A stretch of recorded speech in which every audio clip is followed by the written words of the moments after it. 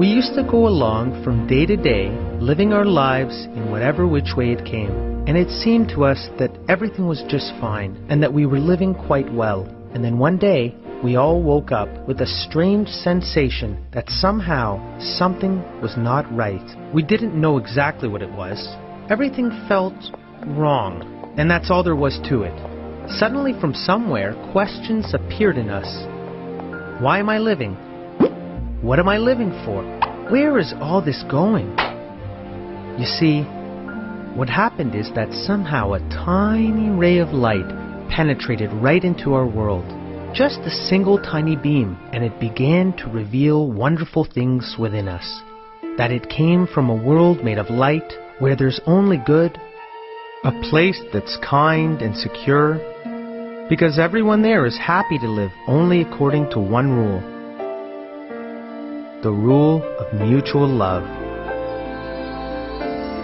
And we began to feel the great difference between the inner feeling of that beautiful world and how it felt to be living in this one. Compared to that distant light, we live in total darkness. Before the ray of light arrived, it seemed to us that everything was okay. But as soon as it appeared, boom, bam, everything turned upside down. Because it showed us that we don't live like the law of the light at all, but only according to the darkest darkness. And rather than being completely free, as we had imagined, we all began to see that each of us was trapped in their own little egoistic box.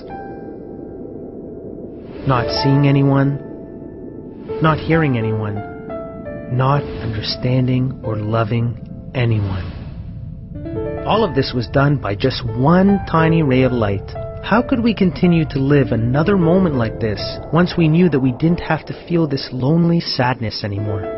Then, each and every one of us decided that they were going to break through the darkness into this light, no matter how difficult it might be. Whatever it might take, they were going to follow that beam right into the world of love and good.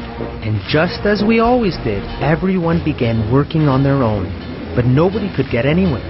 We couldn't break through even as much as an inch. It didn't take long before everyone lost hope and felt there was absolutely no way they could ever escape their lost little chambers. No, there was no way to break through. And we each thought, just as I was born an egoist, that's the way I'll always be. That's how I'll live, and that's how I'll die. There's no way out of here, ever. And then, without warning, one of us cried out, "I understand. I know why we're not getting anywhere." And he began to dig. No one knew why he was digging in such a different direction. We just couldn't understand.